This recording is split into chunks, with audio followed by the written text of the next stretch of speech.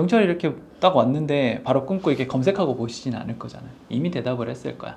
경찰입니다. 뭐 이렇게 간 적 있으시냐라고 했을 때 어버버버버버 하다 끝납니다. 그래서 경찰이 이렇게 연락을 했을 때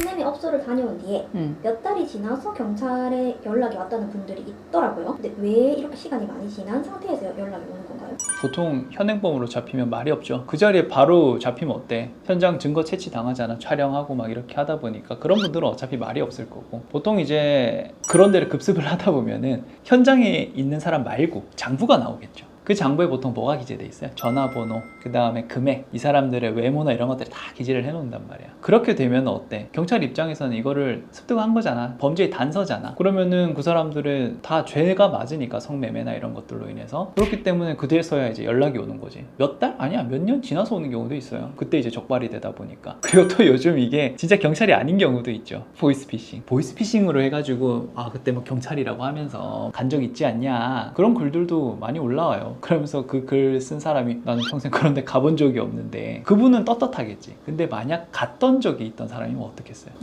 쫄리지. 그래서 이제 그쪽에 돈을 주기도 하고 막 그런 것들이에요. 그러면 그 업주는 왜 장부에 그런 자세한 내용을 써놓는 거예요? 그렇게 당연히 써놓고 싶지 않을까? 단골이 될 수도 있고, 그 다음에 그 사람들도 이제 신고를 할 수 있잖아. 왜 신고를 할까? 만족하지 못하니까. 사람 간의 관계에 있어서는 다 트러블이 생긴단 말이야. 뭐 환불 문제 이런 것들로 또 다툴 수도 있고, 그러다 보면 찌를 수 있잖아.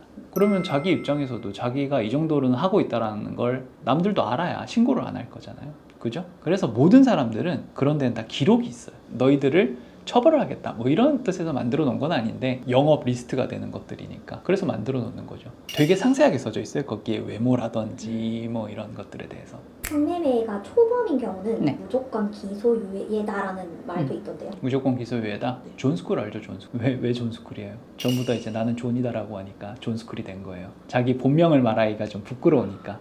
그리고 우리나라 말로 하면 뭐 철수스쿨이나 뭐 이런 것들이겠지. 근데 우리나라야 뭐 전부 다 주민등록이나 이런 것들이 있다 보니까 그게 말이 안 되는 것들이고, 검찰 기본 내부 입장도 초범이고 뭐 그렇게 심하지 않다라고 하면은 교육조건부 기소유예를 내리도록 돼 있어요. 근데 그게 무조건이다? 그렇진 않습니다. 특히나 이제 태도나 이런 것들이 문제되는 경우들이 있어요. 뻗팅기는 그 경우도 있죠. 그런 것들에 따라서 기소유예가 아니고 벌금형으로 나갈 수도 있는 것, 그런 상황이 있기 때문에 질문하신 100%냐? 기소유예 아니다. 그렇게 알고 계시면 됩니다. 그럼 우선 경찰한테 이렇게 연락이 오면 가장 먼저 어떻게 대응을 해야 되는 거예요? 아마 이거를 보신 분들은 이미 대답을 했을 확률이 높아요. 경찰이 이렇게 딱 왔는데 바로 끊고 이렇게 검색하고 보시진 않을 거잖아요. 이미 대답을 했을 거야. 경찰입니다. 뭐 이렇게 간 적이 있으시냐라고 했을 때 어버버버버버 하다 끝납니다. 뭐 인정하는 경우가 태반이겠죠. 그래서 그 중에 몇 분은 나중에 제가 뭐 그런 적 없다고 일단 하고, 그 다음에 나중에 뭐 부르시면 제가 가서 진술하겠다, 이렇게 하시는 분도 있겠지만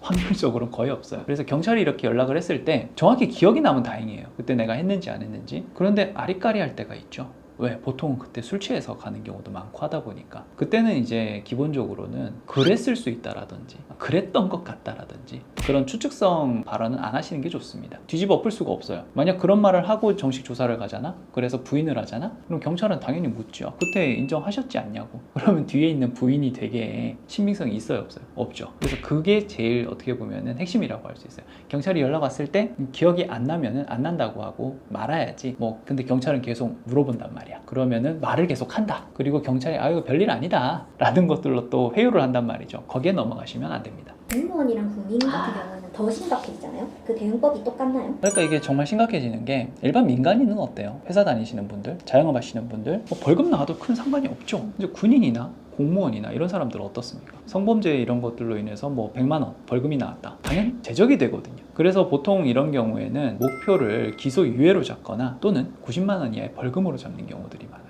안 그러면 진짜 내가 평생을 지켜온 직을 잃게 되는 것들이니까. 그렇기 때문에 수사 단계에서 경찰은 어차피 그 권한이 없습니다. 경찰이 무슨 벌금형을 정한다든지 정식 기소를 한다든지 그거를 정하지 않고 검찰에서 정하게 돼 있거든요. 그렇기 때문에 검찰 단계에서 그 부분에 대한 소명을 좀 많이 해야 돼요. 그동안 내가 얼마나 국가나 군에 헌신을 해왔고, 그 다음에 내가 그 당시 상황에 대해서 좀 설명을 해야겠지. 어쩌다가 그렇게 됐는지, 정말 이례적이다. 때로는 진짜 나 안 갔다 이렇게 하는 경우도 있겠지만, 당연히 안 갔으면은, 그리고 그냥 돈을 받고 나왔다라면 죄 자체가 안 될 거니까 그 부분 문제가 될 건 아니고요. 아닌 경우, 갔던 상황에 대해서 지금 좀 설명을 드리자면은 양형에 대한 설명들을 정말 좀 많이 하셔야 됩니다. 그래서 보통 이런 경우에 최근에 제가 했던 것들은 한 분은 군인인데 기소유예가 나오셨고 교육조건부입니다. 한 분은 벌금이 80인가? 그 공무원이셨던 것 같은데 어쨌든 지키셨어요. 그러니까 정말 다행이죠. 전과가 되기는 하셨겠지만 그런 상황이다 보니까 그분도 근데 솔직히 좀 아쉬워요. 처음에 그 경찰 전화 받았을 때 그것만 좀 대응을 제대로 했다면 거기서 그냥 나중에 가서 말씀드리겠다라고 정도만 했다면 무혐의도 나오지 않았을까 싶거든요. 이 성매매라는 게 단순히 그 장부만 있다고 해서 너 성매매 했지 이게 아니에요. 왜? 갔다가 그냥 나는 왔을 수도 있잖아. 힘들기도 하고 집에 피곤하고 돈이 아까울 수도 있고 그러다 보니까 그냥 갔다가 왔을 수도 있단 말이야. 그것까지 입증을 하기는 사실상 힘들단 말이에요. 그래가지고 무혐의 난 분도 있고 그런 상황이다 보니까 좀 아쉽기는 했어. 그래서 혹시나 만약 그런 상황에 처하셨다라면은 처음부터 뭐 인정하시죠 이렇게는 말씀을 못 드릴 것 같아요. 당시 상황을 좀 더 들어봐야 될 것 같거든요. 그래서 우리가 좀 억울하거나 충분히 감형을 받을 수 있는 부분들이 있다라면은 그렇게 좀 대응을 하셔야 되는 부분이 분명히 있습니다. 그래서 그런 것들은 뭐 주변에 뭐 법률 전문가 한번 찾아가 보시고 변호사님들한테 상담을 한번 받아보시기를 추천드리겠습니다. 이상 이원우 변호사였습니다.